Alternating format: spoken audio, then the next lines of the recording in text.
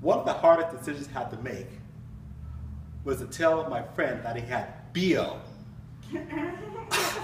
body odor.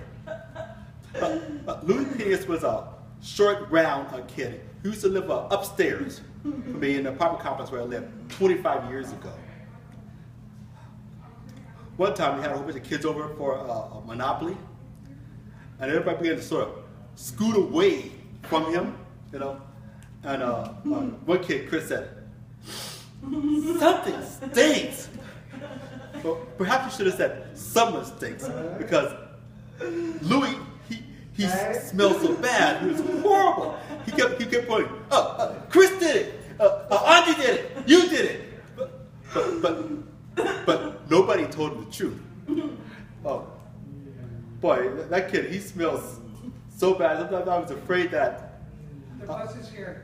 A roadkill skunk had crawled to his butt and died. That's how bad he smelled. One time, I went to the bathroom after he had finished using it, and it smelled horrible. It was horrible, you know. And looked in the toilet, there's nothing floating in the toilet. And then I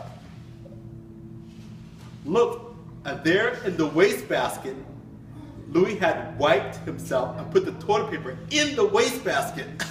And I ran out of that bathroom. I grabbed the kid and said, "Louis, the wastebasket is for waste, not for human waste." Well, several days later, after this incident, Louis came over and knocked on the door.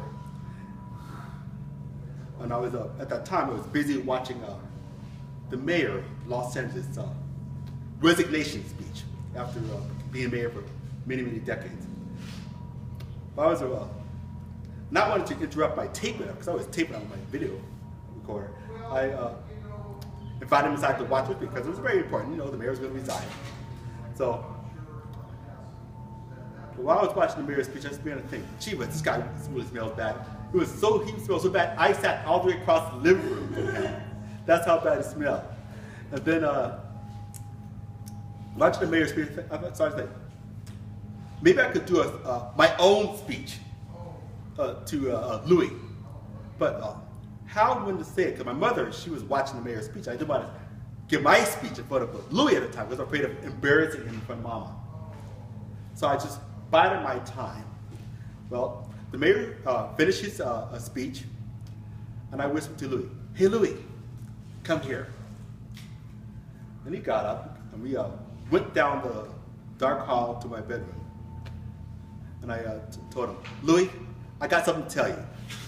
He said, "Oh good, let's play Monopoly." I said, "Louis, I don't know how to tell you this, but you stink."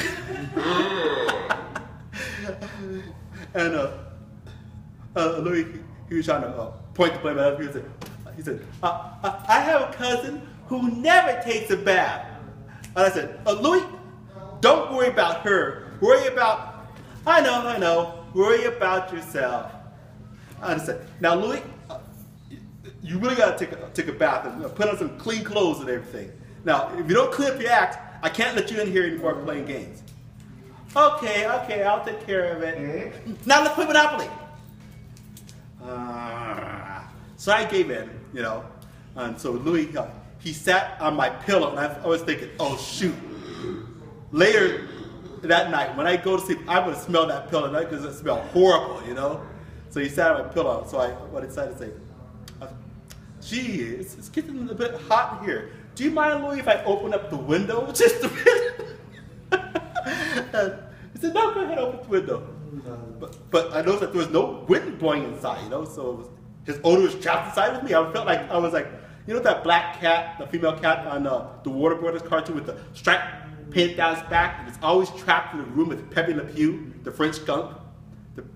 Well, I felt like that black cat. Well, so what I did, I said, "You wouldn't mind if I put the fan on, Louis?" He said, "No, go ahead." You know, he was setting up the Monopoly game in my bed. So I took the fan and I put it right behind him in the window. But the thing about it, the fan was, it wasn't really doing anything. It was blowing the air back into the room. I don't want the air blown into the room. I want it blown out, because it was that bad, So I pretended I was going to make a readjustment on the fan. So I went behind Louis and I carefully turned the fan around. I turned the fan around so that would take the air out of the room. So Louis would set up the game. He was doing pretty well. He was gobbling up all his property. And finally, he noticed that there was no wind blowing in. So he took he turned around, he saw the back of the fan and said, "Andre, what happened to the fan?" And I said, "I'm sorry, Louis, but I gotta tell you this, but I'm having the fan blow air. I'm having the fan blow air out of the room. Like the ceiling fans in the bathroom. It's blowing the air out of the room." And Louis, he finally got the point, because he started to quiver, and he started getting these wet little tears around his eyes. He started to cry because the point finally got out that he smelled that bad. So when Louis,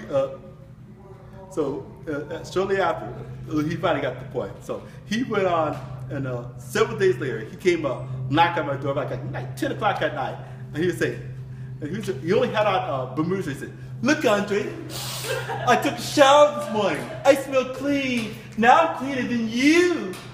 But I said, "No, I took a shower myself. I'm cleaner than you." So we sit there, nice shorts, laughing at you there, like half naked, clean as the wind blew upon us. Thank you. Okay. Okay. Bye bye.